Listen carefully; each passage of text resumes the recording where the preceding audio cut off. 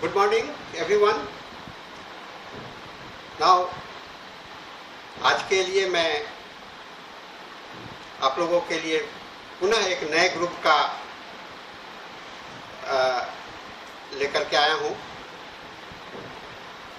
आप सब अब तक यह महसूस कर चुके होंगे कि दवाओं का जब हम लोग ग्रुप में अध्ययन करते हैं, पढ़ाई करते हैं, तो हम कितनी बातें एक साथ सीख जाते हैं और कई एक दवा को एक साथ पढ़ाई जाती है। यानी कि हमें याद रखने के लिए, मेमोरी में और अंडरस्टैंडिंग के लिए, दोनों के लिए हमें बहुत ही महत्वपूर्ण अवसर मिल जाता है हम लोग दवा का अध्ययन करने के लिए। तो आज हम लोग एक ऐसी दवा ग्रुप को हम लोग देखने जा रहे हैं जो कि माना जाता है कि इस पृथ्वी पर सबसे हल्का मेटल है, सबसे हल्का मेटल है और यह है मैग्नीशियम। मैग्नीशियम जो है सो एक केमिकल एलिमेंट है जिसका कि एटॉमिक नंबर 12 है। आप सभी इसे Mg के सिंबल से नाम से जानते हैं केमिकल एलिमेंट्स का। और ये काफ़ी चमकीले भूरे रंग का सॉलिड है और ये ग्रुप 2 के अल्कलाइन अर्थ मेटल के अंदर आता है पीरियोडिक टेबल में। और यह माना गया है, देखा गया है कि वर्ल्ड्स लाइटेस्ट मेटल के रूप में यह उपलब्ध है। आप सभी जानते हैं कि जब किसी चीज़ को हमें हल्का बनाना होता है तो हम लोग सबसे हल्के मेटल को यूज करते हैं। तो मैग्नीशियम को उन सभी चीज़ों के लिए यूज किया जाता है, व्यवहार में लाया जाता है जहाँ की आप हल्केपन की आवश्यकता हो। हल्कापन माने भारी चीज़ को हल्का, भारी नहीं, हमको हल्का। तो एवरी टाइम हम लोग कोशिश करते हैं कि हम लोग का जीवन आसान हो और वहाँ पर मैग्नीशियम का बहुत बड़ा रोल हो जाता है। मैग्नीशियम जो है सो इस पृथ्वी पर 8वां सबसे ज़्यादा उपलब्ध होने वाला एलिमेंट है और चौथा सबसे ज़्यादा ये कॉमन एलिमेंट है। आयरन, ऑक्सीजन और सिलिकॉन के बाद में मैग्नीशियम का बहुत बड़ा रोल है और इस पृथ्वी का, प्लैनेट का 13% भाग जो है तो यह कवर करता है। और थर्ड एबंडेंट एलिमेंट जो कि सी वाटर में डिजॉल्व रहता है, सोडियम और क्लोरीन के बाद में ये समुद्र के पानी में भी ये डिजॉल्व पाया जाता है। जितना सोडियम और क्लोरीन डिजॉल्व है उसका तीसरा स्थान आपको मैग्नीशियम का है। मैग्नीशियम शब्द की उत्पत्ति इम्पॉर्टेंट है। यह ग्रीक वर्ड है और इसे मैग्नीशिया से आया है और ये रिलेटेड है आपको उस एरिया से जहाँ की मैग्नीस बहुत ज़्यादा उपलब्ध है, उस जगह का नाम ही है मैग्नीशिया, है ना। तो इतिहास में मैग्नीशिया के जगह के नाम पर, और ये ग्रीक वर्ड है और के कारण इसे हम लोग मैग्नीशियम बोलते हैं। 1618 में एक कहानी मैं सुना रहा हूँ। एक किसान जो इंग्लैंड के एप्सम जगह पर अपने गाय को पानी पिलाने का कोशिश कर रहा था, है ना। गाय को पानी पिलाने का कोशिश कर रहा था और वह गाय पानी नहीं पीना चाह रही थी। वह पीने बार बार अपना मुंह मोड़ ले रही थी क्योंकि पानी का स्वाद तीता था।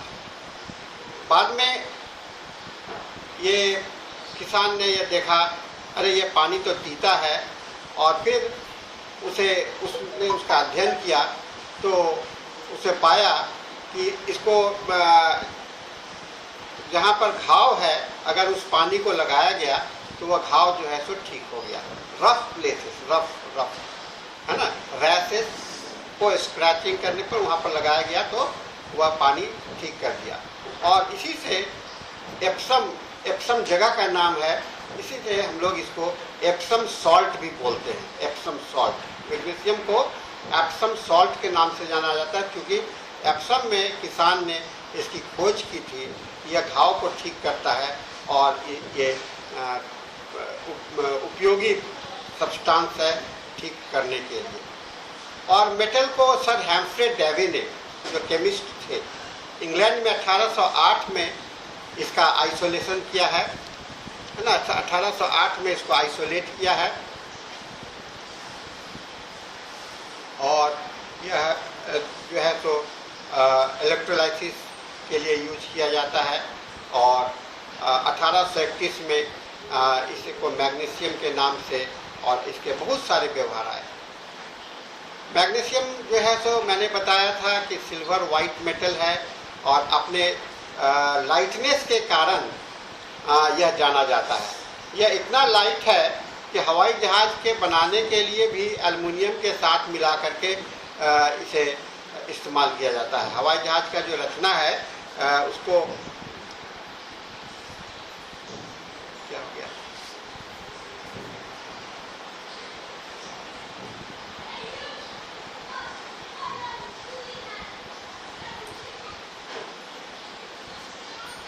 हवाई जहाज जो है उसका जो स्ट्रक्चर है क्राफ्ट का, वह आपको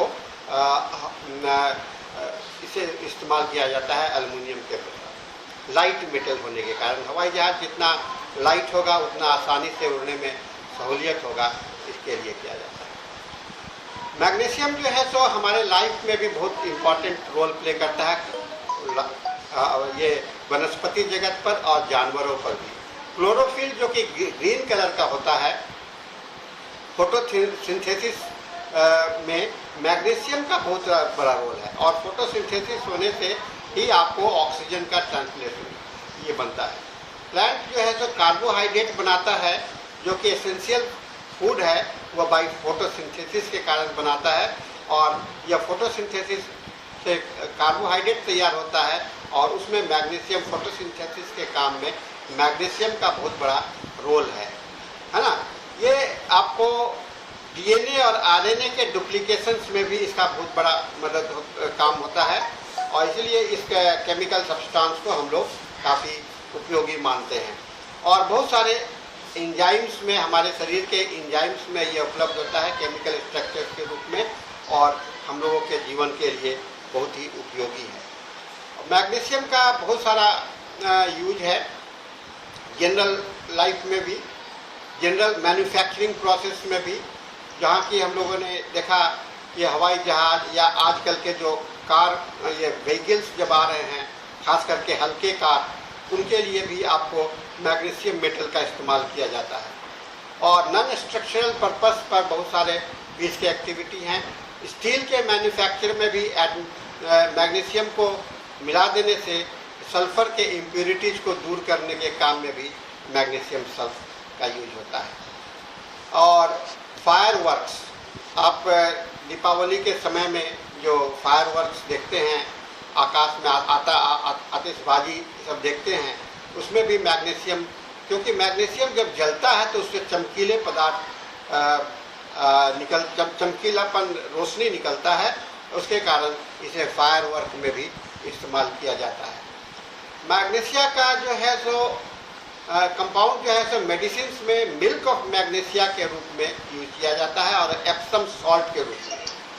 जब पेट में आपको एसिडिटी होती है, गैस्ट्रिक का होता है, तो मैग्नीशिया को एक पानी में घोल करके पी लेने से आपका एसिडिटी खत्म हो जाता है। उसी तरह से घाव पर इसे लगा लेने से वहाँ पर यह ठीक हो जाता है मैग्नीशियम का। और मैग्नीशियम ऑक्साइड जो होते हैं तो आपको काफ़ी प्रोटेक्टिव, आग से बचने के लिए बहुत ही प्रोटेक्टिव लेयर के रूप में काम करता है। तो बहुत सारे यूज हैं मैग्नीशियम का, हमारा जीवनोपयोगी सब्सटेंस है। बायोलॉजिकल फंक्शंस में कहा जाता है ये हम लोगों के जीवन के विकास के लिए बहुत इम्पॉर्टेंट है, क्योंकि स्पर्म में मैग्नीशिया होने के कारण हमारे सेक्सुअल फंक्शन को स्टिमुलेट करता है ना। तो मैग्नीशियम फूड से सेक्सुअल फंक्शन भी आपके स्टिमुलेटेड होते हैं। ब्रेन का भी और ब्रेन के को भी मजबूत लाने के लिए, ब्रेन को भी मजबूत रखने के लिए मैग्नीशियम सॉल्ट्स जो हैं सो काफ़ी उपयोगी हैं। और ख़ास करके टेस्टिस में, मसल्स में और ब्रेन में मैग्नीशियम सॉल्ट्स का बहुत बड़ा रोल हम लोगों ने देखा है। ये इंटरसेलुलर आयरन और इंजाइम्स के एक्टिवेशन के लिए और कैटालिसिस पर्पस के लिए यह उपयोगी सब्सटेंस है। ये हम लोग को भोजन में मैग्नीशियम जो है सो जो पत्तेदार सब्जी होते हैं जैसे पालक है, फिर नट्स में हुआ जैसे आपको कैश्यू नट्स हो गया, आलमंड्स हो गया, बीन्स हो गया, सोयाबीन्स हो गया, कद्दू के बीज में मैग्नीशियम बहुत पाया जाता है।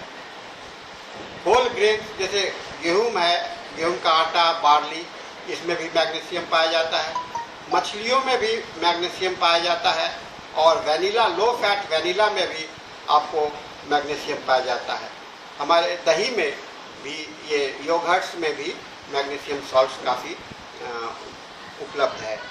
तो छात्रों, आप लोगों ने देखा ये हमारे जीवन के लिए कितना उपयोगी है और हमारे आसपास यह कितना उपलब्ध है ना। इसकी उपलब्धि हमारे आसपास भी है, हम लोग इसको यूज कर सकते हैं और अपने जीवन को संचालित कर सकते हैं। अगर आपके शरीर में मैग्नीशियम की डेफिशिएंसी हो जाती है, कमी हो जाता है, लो मैग्नीशियम इन यूरिन, तो गैस्ट्रिक डिजॉर्डर्स क्रिएट होते हैं।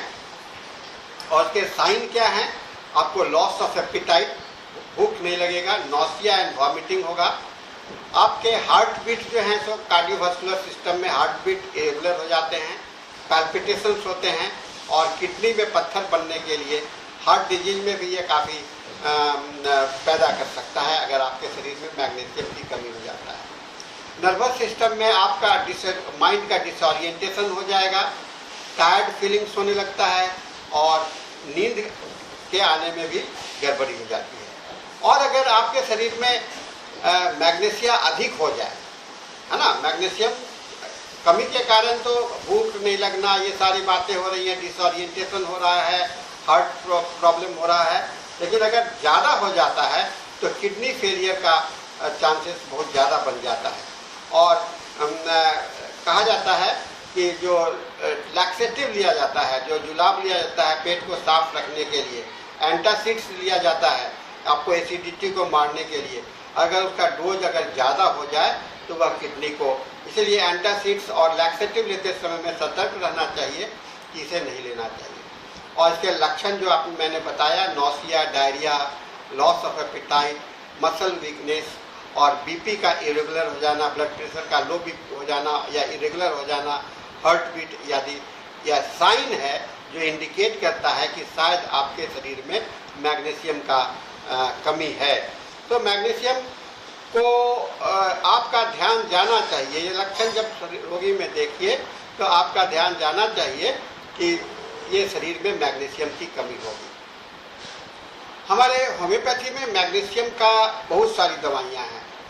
मैग्नीशिया एसीटेटम, मैग्नीशिया आर्स, मैग्नीशिया ब्रोसाइट्रिकम, मैग्नीशिया ब्रोम, मैग्नीशिया क्लोरम, साइट्रिकम, फ्लोरिकम, फॉर्मिकम, ग्लूकोनिम, हाइड्रोक्सियम, हाइड्रोफॉस, मैग्नीशिया आयड, नाइट्रिकम, सैलिसिटम, सिलिकेटम, magnesia carb, magnesia mur, magnesia phos and magnesia sulph. इतनी सारी दवाइयाँ हम लोग अपने होम्योपैथी में इकट्ठा करके रखे हैं और इन सभी में मैग्नीशिया के कैरेक्टर आपको दिखलाई पड़ेंगे और थोड़ी सी उनके पर्टिकुलर कैटायन के कारण आपको अंतर दिखलाई पड़ेगा। मैग्नीशिया का जो पेशेंट के जो कॉन्स्टिट्यूशंस होते हैं, बनावट होते हैं, ये बड़ा स्टाउट होता है, यानी कि मजबूत होता है, रॉबस्ट टाइप का होता है। ये फेयर होते हैं, है ना, फ्लैबी टाइप का होता है, थुलथुला टाइप का होता है। स्किन का कलर जो है सो बेसिकली पीले हल्के रंग का होता है, पेल होता है ना। चेहरा थोड़ा सा पफी दिखलाई पड़ता है और ऑयली एंड वैक्सी, है ना, तेलिए जैसा और वाल के जैसा रहता है और इसके घाव जल्दी सूखते नहीं हैं। मैग्नीशिया वाले पेशेंट के घाव जल्दी से सूखते नहीं हैं और स्किन जो है सो बहुत जल्दी आपको झुर्री पड़ते हैं। तो शरीर में अगर आपका मैग्नीशिया कम हो जाता है तो आपको झुर्री पड़ने लगते हैं। यह मैग्नीशिया का कॉन्स्टिट्यूशनल फीचर्स है। खास करके बुढ़ापा में आपको जहाँ पर झुर्री दिखलाई पड़ता है तो मैग्नीशियम का इंडिकेशन वहाँ पर होने लगता है। तो छात्रों, आपने देखा कि आपको रोगी को देख करके, उसके बनावट को देख करके, स्ट्रक्चर को देख करके फेयर, फैट, फ्लैबी है, लेकिन उसका मसल्स जो है तो थोड़ा सा लूज दिखलाई पड़ रहा है, वायली है, वैक्सी है, और वो उसमें जो स्कार फॉर्मेशन की टेंडेंसी जो है सो जल्दी नहीं होता है। इसे आपको लूजनेस आता है मैग्नीशिया के कमी के। शरीर में चमक का कमी हो जाना, माने शरीर के जो आपको कहते हैं सौंदर्य की कमी हो जाना, सुंदरता की कमी हो जाने में भी मैग्नीशिया का बहुत बड़ा रोल है। और इसका टेम्परामेंट जो है, माने इसका जो नेचर जो है टेम्परामेंट, वो आपका नर्वस टाइप का होता है। सो मैग्नीशिया के पेशेंट जो है सो यूजुअली नर्वस होते हैं, क्योंकि जब शरीर में कंपन होना, कोई भी बात को सुनने के बाद में बहुत जल्दी घबरा जाना, अचानक कोई घटना होती है तो समय पे अपने आप को व्यवस्थित करना, एक सिचुएशन से दूसरे सिचुएशन में चेंज होते समय में इनको काफ़ी प्रॉब्लम होती है, क्योंकि मैग्नीशियम जो है सो आपको नर्वस सिस्टम को भी बैलेंस करता है। इसीलिए इसके टेम्परामेंट जो है, माने जो मेंटल स्ट्रक्चर पर आप देखिएगा, मैग्नीशियम पेशेंट्स को टेम्परामेंट जो है सो नर्वस हुआ करता है। ये मैग्नीशियम पेशेंट यूजुअली चिल्ली हुआ करते हैं, है ना, और वेरी सेंसिटिव टू कोल्ड हैं, ठंडे के प्रति ये काफ़ी सेंसिटिव हुआ करते हैं। मैग्नीशियम को आप देखिएगा, जितनी सारी दवाइयाँ हमने आपको अभी बताया, वो सारी दवाइयाँ में प्रोफेसोरिक माइल्ड का डोमिनेशन होता है, यानी कि फिजियोलॉजिकल लेवल पर ही सिम्टम्स ज़्यादा दिखलाई पड़ा है इन सारी दवाइयों का, ठीक है ना। तो इसमें खास करके साइकोटिक और सेफ्रिटिक सिम्टम्स का कम प्रभाव देखा गया है क्लिनिकल प्रूविंग में, या क्या कहते हैं ड्रग प्रूविंग में, लेकिन ये फिजियोलॉजिकल फंक्शंस में इसका सोरिक डोमिनेशन देखा गया। मैग्नीशियम पेशेंट्स जो हैं तो जीआई ट्रैक्ट पर इसका बहुत इम्पॉर्टेंट रोल है, गैस्ट्रोइंटेस्टिनल ट्रैक्ट पर इसका बहुत इम्पॉर्टेंट रोल है, इसके सेक्सुअल ऑर्गन पर खास करके यूट्रस पर इसका बहुत बड़ा रोल है, नर्वस सिस्टम में इसका बहुत बड़ा रोल है, मसल्स में मस्कुलर और मसल लेवल पर इसका रोल है, लीवर और गॉल ब्लैडर पर इसका रोल है, प्रोस्टेट में भी इसका बहुत उपयोग है, नाखूनों पर भी इसका प्रभाव पड़ता है। और मैग्नीशियम जो है so basically right sided medicine के रूप में माना जाता है। पैथोफिजियोलॉजिकल एक्शंस जो है इसका मैग्नीशियम का, ये बॉडी टेम्परेचर को कम करता है ना, और मैग्नीशियम आयंस जो है सो आपको सेरेब्रो नर्वस सिस्टम को और न्यूरो मस्कुल्स को डिप्रेस करता है, यानी कि ठंडापन लाता है। और मैग्नीशियम मसल्स में रिलैक्सेशन का भी काम करता है ना। हार्ट में मैग्नीशियम जो है तो इम्पल्स को और हार्ट रेट को कम करता है, एसओ नोड के पर ये इम्पल्स जो कि एसए नोड पर उत्पन्न होता है उसको यह कम करता है। और इसका इंटेस्टिनल फंक्शन जो है मैग्नीशियम सॉल्ट का, ये परगेटिव्स के रूप में काम आता है, और परगेटिव्स मतलब जुलाब के रूप में भी काम आता है आपके बाउल को क्लियर करने में, ठीक है ना। और इसमें मैग्नीशियम सॉल्ट के कारण रीअब्जॉर्ब करना की कमी हो जाती है, इसे आप भोजन का जो आपका पौष्टिक तत्व है वह शरीर को उपलब्ध नहीं हो पाता है। ये सब के कमी हो जाने के कारण आप देखेंगे मेंटल लेवल पर इस पेशेंट जो है या पेशेंट जो होता है वह किसी भी प्रकार के गुस्सा को और एंजाइटी को अवॉइड करने का कोशिश करता है। ये हमेशा शांति के खोज में रहता है, पैसिफाई, शांति के प्रयास में रहता है। ऐसा वातावरण खोज कर में रहना चाहता है जहाँ पर शांत हो, किसी भी तरह का एग्रेशन नहीं हो, किसी भी तरह का वायलेंस नहीं हो। जरा सा वायलेंस होता है तो इनको डिफ़िकल्टीज होती है और गुस्सा आने से बचना चाहता है। है ना। बहुत से व्यक्ति गुस्सा हो जाते हैं, उनको पता नहीं चलता है गुस्सा, लेकिन गुस्सा नहीं होने के लिए प्रयासरत रहते हैं मैग्नीशियम पेशेंट्स, क्योंकि वो जानते हैं कि क्रोध होने से उनके अंदर में जो एग्रेशन है वो बढ़ेगा और एग्रेशन से उनके कष्ट बढ़ेंगे। इसीलिए पैसिफिज्म इसका एक इम्पॉर्टेंट कैरेक्टरिस्टिक फीचर है। ये एवरी टाइम ये कोशिश करते हैं कि ये अपने तनाव से मुक्त हों, तनाव के जगह पर नहीं रहें, तनाव जैसे वातावरण से कैसे दूर रहें, ये इनका प्रयास रहता है मैग्नीशियम पेशेंट्स का। ये एग्रेशंस होने के कारण आप देखिएगा कि इसके जो अधिकांश मैग्नीशियम होते हैं वो भीतर में थोड़ा सा एग्रेसिव होते हैं। चूंकि एग्रेसिव है इसीलिए एग्रेसिव वो पैसिफाई होना चाहते हैं, है ना। भीतर में उनका एक एग्रेशन होगा, भीतर में उनका एक तनाव होगा, भीतर में उत्तेजित होंगे और वह उत्तेजित को सामना करने के लिए उत्तेजना जैसे बढ़ाने वाले साधनों को कम करना चाहते हैं, यानी कि वातावरण में से अलग रहना चाहते हैं। तो भीतर में ये काफ़ी एग्रेसिव है, उत्तेजित रहते हैं, है ना।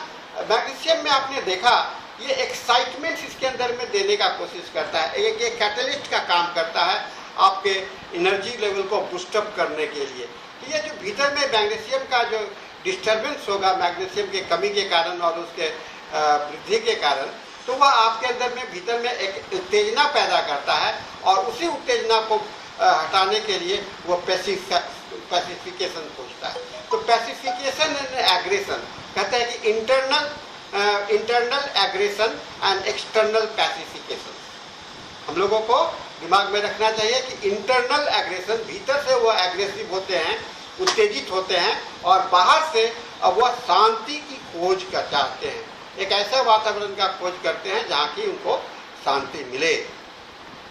और चूक इसलिए इनके अंदर में जो भय देखेंगे वह भय जो है खास करके अपने दोस्तों का, परिवार के से दूर हो जाने का, अलग हो जाने का, उनसे अलगाव का बहुत बड़ा भय होता है। केंट ने कहा कि मैग्नीशिया कार्ब जो है, इसके अंदर में एक मेडिसिन है मैग्नीशिया कार्ब, वह खास करके ऑर्फेन्स की दवा है ना, जो कि जो ऑर्फेनेज में रहते हैं, है ना, अनाथालय में रहते हैं, अनाथों की दवा है, जिनके माता पिता नहीं है, परिवार कोई नहीं है, वो जहाँ पर अपने आप को डिप्राइव्ड फीलिंग करते हैं माता पिता के प्यार से, वैसे बच्चों में, वैसे लोगों में मैग्नीशिया कार्ब एक बहुत बड़ा इम्पॉर्टेंट मेडिसिन है। और मैग्नीशिया म्यूर जो है, इसके अंदर में एक मेडिसिन है मैग्नीशिया म्यूर। कहा जाता है कि जो हस्बैंड वाइफ हमेशा झगड़ा करते रहते हैं या जहाँ पर डाइवोर्स हो चुका है, उन लोगों के बच्चों में भी मैग्नीशिया म्यूर जो है सो बहुत रोल है, क्योंकि ये चाहते हैं साथी लोग रहे, प्यार का वातावरण चाहते हैं, पैसिफिकेशन। अब मैंने पहले कहा पैसिफिकेशन का वातावरण चाहते हैं, यह मैग्नीशिया के लिए इम्पॉर्टेंट पर्सनैलिटी है। और इसका जो इंटरनल एंजाइटी और इनसिक्योरिटी के कारण ये रिप्रेस्ड फील करते हैं, है ना, ये इमोशंस जो है सो इनका दबा हुआ जैसा महसूस होता है, पेशेंट उसके विषय में नहीं होते। और इसीलिए मैग्नीशिया पेशेंट अपने हर एक जगह पर इनसिक्योर फीलिंग, इनका हर एक असुरक्षित का भाव, असुरक्षा का भाव इनके हर एक अवस्था में आपको दिखलाई पड़ेगा। सिर का दर्द हो गया, उस समय में असुरक्षा, कभी भी कोई बीमारी हो जाएगा तो वहाँ पर असुरक्षा का भाव इनको हो जाता है और एक नेग्लेक्टेड फीलिंग्स के भाव आने लगते हैं, यानी कि लोगों ने उनको नेग्लेक्ट कर दिया या नेग्लेक्ट हो गए या वहाँ आइसोलेटेड हो गए, अलग थलग पड़ जाएंगे। यह है, आप हमेशा दिमाग में रखिएगा, ऑर्फनेज और एक अनाथ, अपने आप को अनाथ जैसा महसूस करना मैग्नीशियम का एक इम्पॉर्टेंट कैरेक्टरिस्टिक फीचर है। मैग्नीशिया के सपने भी बड़ा इम्पॉर्टेंट हैं और इस तरह के सपने इनको ऐसा लगता है कि जिंदगी एक ट्रेन में है, प्लेटफॉर्म पर है, ट्रेन में है और उससे अपने लोगों से बिछड़ रहे हैं, है ना, ट्रेन में है या प्लेटफॉर्म पर खड़े हैं और अब उनकी विदाई हो रही है ना, ऐसे सपने इनमें आता है, यानी कि लोगों से अलगाव के सपने आते रहते हैं। इसलिए ये जो अलगाव का बात जो है, आइसोलेशन की बात है, नेग्लेक्टेड फीलिंग की बात है, उनके जीवन का इनसिक्योरिटी का जो फीलिंग्स है, उनके ड्रीम्स लेवल पर, सबकॉन्शियस लेवल पर, अनकॉन्शियस लेवल पर भी वह तैरता रहता है। तो ये पेशेंट हमेशा जो रोगी इस तरह की का भाव रखे, तो हम लोगों को मैग्नीशियम ग्रुप के मेडिसिन में आने के लिए सोचना चाहिए। बहुत एक ट्रेमेंडस एंजाइटी, इनसिक्योरिटी, जहाँ की प्रोटेक्शंस की आवश्यकता है, इमोशंस को बचाने की आवश्यकता है, और वैसे अनाथों का जहाँ की प्यार की आवश्यकता है, जो प्यार के भूखे होते हैं, है ना, प्यार के भूखे होते हैं, वैसे व्यक्तित्व को हम लोग मैग्नीशियम पेशेंट कहते हैं। प्यार की भूख, जिसे लगता है कि कोई हमारा हो, हमारा साथी हो, वैसा व्यक्तित्व जो है तो मैग्नीशियम पेशेंट होते हैं। मैग्नीशियम पेशेंट हमेशा, मैंने बताया था, राइट साइडेड मेडिसिन है। इसके पीरियोडिसिटी बहुत इंपॉर्टेंट है, समय पर ही सब कुछ आता है ना, पर्टिकुलर टाइम। कोई भी चीज जो एक पर्टिकुलर टाइम पर रिपीट, 8 बजे तो हर एक समय में 8 बजे, घड़ी देख सकते हैं, घड़ी का मिलान कर सकते हैं मैग्नीशियम पेशेंट के साथ में। इसके डिस्चार्जेज, जो डिस्चार्जेज लेके लिए हुए खट्टे होते हैं, ऑफेंसिव होते हैं, खट्टे होते हैं, ऑफेंसिव होते हैं। स्टूल ग्रीन वाटरी कलर का होता है, म्यूकस होता है। मेंस जो होता है सब ब्लडी डार्क और लेकिन येलो कर लिए हुए होता है, ठीक है ना। तो ये आप डिस्चार्जेज को खट्टे, ऑफेंसिव और ग्रीनिश और बहुत अधिक प्रोफ्यूज मात्रा में। इनके नर्वस सिस्टम पर बहुत इंपॉर्टेंट रोल है। हम लोगों ने देखा peripheral nervous paralysis, muscular excitability, neuralgic pain, ये सब आप इस पेशेंट के अंदर में पाइएगा। लैक ऑफ वाइटल हीट, कितना भी थोड़ा सा कितना भी गर्मी ये हो, गर्मी हो, ये अपने आप को ठंडा महसूस करते हैं। तो इनके अंदर में सर्दी लग जाना, जुकाम हो जाना, सांसें फूलने लगना, अर्टिकेरियल रैशेस आ जाना, एलर्जिक मैनिफेस्टेशंस, मैग्नीशिया के कमी के कारण एलर्जिक मैनिफेस्टेशंस के सिम्टम्स भी बहुत इंपॉर्टेंट आते हैं। इनके पेन को कहते हैं न्यूरल्जिक पेन, चुभने वाला pain, boring shooting type of the pain होते हैं।